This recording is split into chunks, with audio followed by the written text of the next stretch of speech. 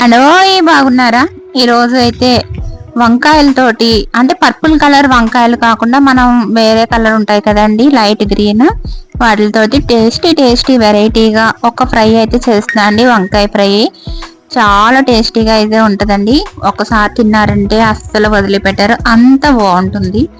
దీన్ని ఎలా చేయాలి ఏంటి అనేది ప్రాసెస్లోకి వెళ్ళిపోదాం. వంకాయ అయితే ఇలాగ సగానికి కోసి పుచ్చులు అయ్యి ఉన్నాయేమో చూసుకోవాలండి.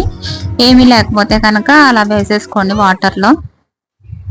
కొంచెం ఉప్పు వేసుకుంటే కలర్ మారకుండా ఉంటాయండి వంకాయలు అనేవి, లేదంటే నల్లగా అవుతాయి. ఇలాగ సగానికి కోసుకుని లోపల చెకింగ్ చేసుకోవాలి, లేదా జంతువులు అయ్యి ఉంటాయి కాబట్టి అప్పుడు వంకాయ ఫ్రై అయ్యేలా నాన్ వెజ్ ఫ్రై అయిపోతుంది. బాగానే ఉన్నాయండి. లేత వంకాయలు అయితే ఈ ఫ్రైకి చాలా బాగా ఉంటుందండి. కొంచెం గింజ ముదరకుండా ఉన్న వంకాయలు అయితే మనం ప్రిఫర్ చేసుకోవాలి.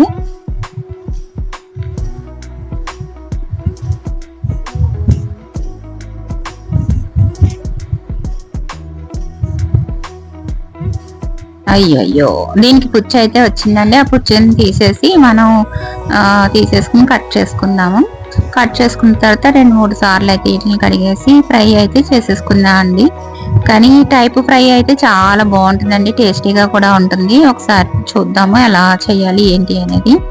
కడిగేసుకున్నా అండి. ఒక బాండీలో అయితే కాస్త ఆయిల్ అయితే పోసుకుని దాంట్లో ఈ ముక్కలు అయితే వేసుకోవాలండి. మనం హై ఫ్లేమ్లో అయితే పెట్టకూడదండి, కొంచెం మీడియం మంట మీద అయితే పెట్టుకుని ఈ ముక్కలు అనేవి వేయించుకోవాలండి. ముందు అటువైపు brown colour, light brown colour వచ్చిన తర్వాత మళ్ళీ టర్న్ చేసుకోవాలి. మనకి వంకాయలు అనేవి తొందరగానే ఫ్రై అయిపోతాయండి, ఎక్కువ టైం ఏం పట్టదు. నేనైతే అవి 1/2 kg వంకాయలకి చేస్తున్నానండి.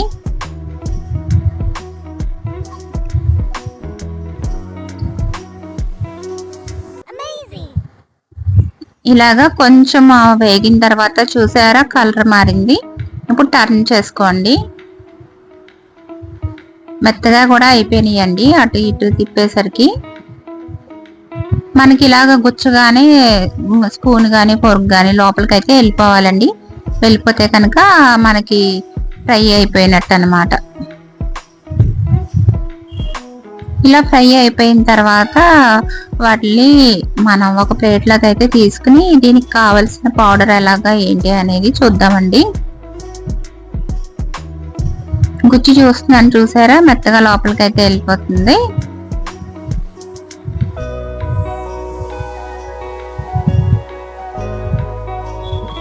అంతేనండి, ఇలాగే ఫ్రై చేసుకోవాలి. మరి హైలో పెట్టకూడదు, మరీ స్లోగా పెట్టకూడదు. మరీ నిమ్మలంగా పెడితే నల్లగా అయిపోయే అవకాశం ఉంటుంది కాబట్టి మనకి ఇలాగా పెట్టుకోవాలన్నమాట. ఇలా బ్రౌనిష్ కలర్ వచ్చిన తర్వాత తీసేసుకుని పక్కకు పెట్టేసుకోవడమేనండి. తర్వాత వీటికి కావాల్సిన పొడి అనేది మనం చూద్దాం.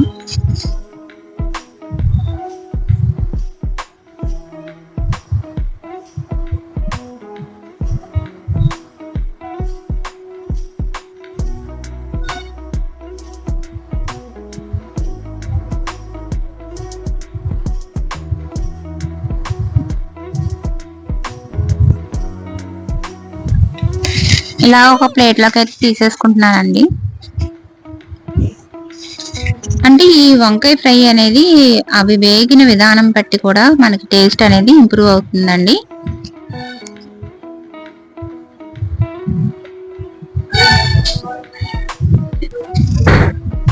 ఒక బాండీ అయితే ఒక పాన్ పెట్టుకోండి. దాంట్లో కొంచెం పల్లీలు అయితే వేసుకోండి, 2 స్పూన్లు.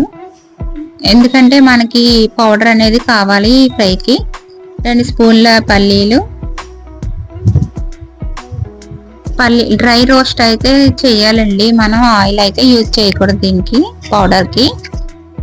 పల్లీలు వేగిన తర్వాత కొంచెం ఇంకా వేగాలి అనక సగం వేగిన తర్వాత మనం పచ్చిశనగపప్పు కూడా యాడ్ చేద్దామండి.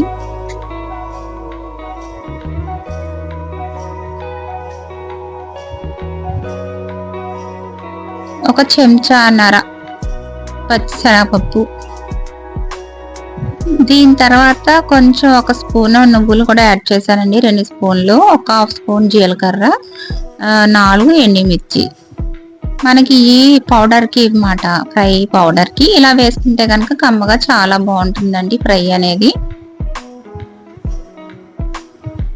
ఈ రెండు అయితే వేగిపోయినాయండి. ఇప్పుడైతే నేను నువ్వులు అనేది యాడ్ చేస్తున్నాను. నువ్వులు అనేది ఆప్షనల్ అండి, మీకు నచ్చితే వేసుకోండి లేకపోతే లేదు. హాఫ్ స్పూన్ జీలకర్ర అయితే వేసానండి. 4 ఎండుమిర్చి. ఎండుమిరపకాయలు బాగా కారంగా ఉన్నాయని తక్కువ వేసానండి. తర్వాత కారం కూడా యాడ్ చేస్తాను. మరి కూరకి కారం వేపుడికి రావాలి కదా, ఒక 5 ఎల్లుల్లిపాయలండి. చక్కగా పౌడర్ కొట్టేసుకోండి. అవన్నీ పచ్చి వేసుకోవాలండి వెల్లుల్లి. ఇప్పుడు మనం ఇందాక కాసిన నూనె ఉంది కదండి, దాంట్లోనే పోపు అనేది వేసేసుకుందాము. మినపప్పు, పచ్చిశనగపప్పు, జీలకర్ర, ఆవాలు కొంచెం వేగిన తర్వాత మనం ఇప్పుడు పౌడర్ చేసుకున్నాం కదండి, ఆ ముక్కలు ఉన్నాయి కదండి, వంకాయ ముక్కలు, ఆ పౌడర్లో ఇలాగ మనం ప్రెస్ చేసి ఈ ఆయిల్లో అయితే వేసుకోవాలండి. దానికి ముందు మన ఉల్లిపాయ ముక్కలు కూడా సన్నగా 3 ఉల్లిపాయలు అయితే కోసానండి. 3 ఉల్లిపాయలు సన్నగా తరిగి పెట్టానండి. అవి కూడా దీంట్లో వేసేసుకోవాలి. ఇవి బాగా బ్రౌన్ కలర్ వచ్చే వరకు వేయించుకోవాలండి. ఉల్లిపాయలు బాగా వేగిపోవాలండి. ఎందుకంటే ఆల్రెడీ మనం వంకాయ వేయించేసాం కాబట్టి అది వేయించాల్సిన పని లేదు. మళ్ళీ ఇవి పచ్చిగా ఉంటే వేపుడు మధ్యలో పచ్చిగా తగులుతూ ఉంటాయి కాబట్టి బాగా వేయించేసుకోండి. వేయించుకున్న తర్వాత మాత్రమే ఈ పొడిలో ముంచిన ముక్కలు అనేవి యాడ్ చేసుకోవాలి. ఈ పొడిలో ఇంకేం కలుపుతున్నాను ఏంటి అనేది చూడండి ఒకసారి. మనకి దీంట్లో కొంచెం కారం అయితే సరిపోదండి. సాల్ట్ 2 స్పూన్లు, వేపుడికి సరిపడా సాల్ట్ అనమాట. 1/2 కేజీకి నేను 2 స్పూన్స్ అయితే వేసానండి. 1 స్పూన్ కారం, అది నేను చిన్న చెంచాలు వాడతానండి. అది మనకి మిర్చి తినే చెంచాలు ఉంటాయి కదా, అది వాటితో అయితే నేను కొలత పెట్టుకుంటాను, సరిపోతుంది. ఆల్రెడీ మన జీలకర్ర పౌడర్ అది దీంట్లోనే ఉంది కాబట్టి ఇంకేం వేయట్లేదు. కొంచెం పసుపు అండి. ఇవి మొత్తం మిక్స్ చేసేసుకోండి. చేసేసుకున్న తర్వాత మనం పక్కన పెట్టుకున్నాం కదండి ప్లేట్లో వంకాయ ముక్కలు అనేవి, ఈ అద్దేసి ఈ కారపొడి ఆ నూనెలో అయితే వేసేయాలి. మనకి ఈ లోపల ఉల్లిపాయ ముక్కలు అనేది ఫ్రై అయిపోతాయి.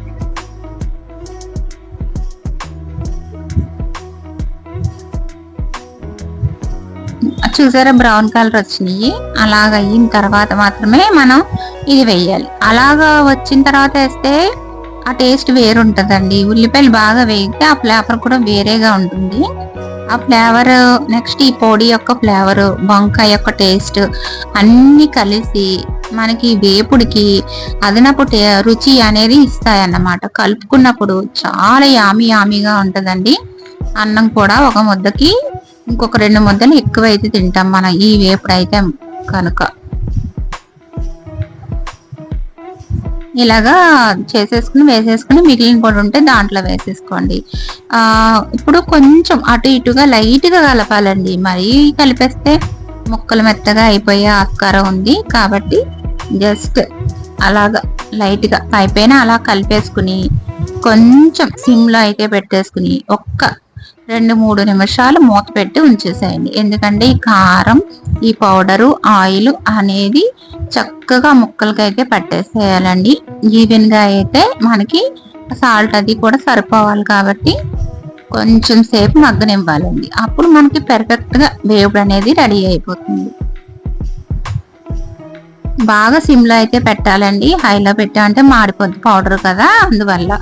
ఇప్పుడు తీసి చూద్దామండి. రెడీ అయిపోయింది. ఇంకా స్టవ్ అయితే ఆఫ్ చేసేస్తున్నాను. టేస్టీ బ్రింజల్ ఫ్రై అయితే రెడీ అయిపోయిందండి.